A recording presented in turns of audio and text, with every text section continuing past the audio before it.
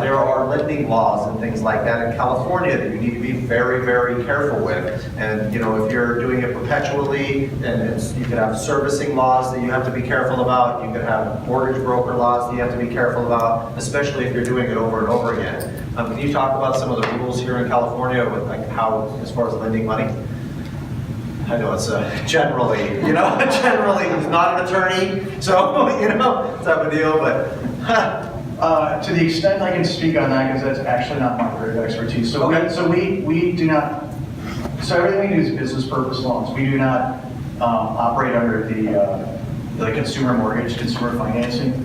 So we fall under the, we have a CFL license, which falls under, used to fall under BRE, and actually now I think it's under a different entity.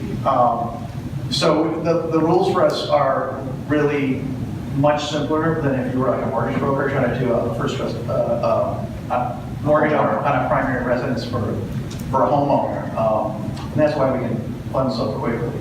But it's a standout though, because we will lend to a person. You don't have to be a company or an entity. You can be a person, but you would sign something that says it's a business purpose loan.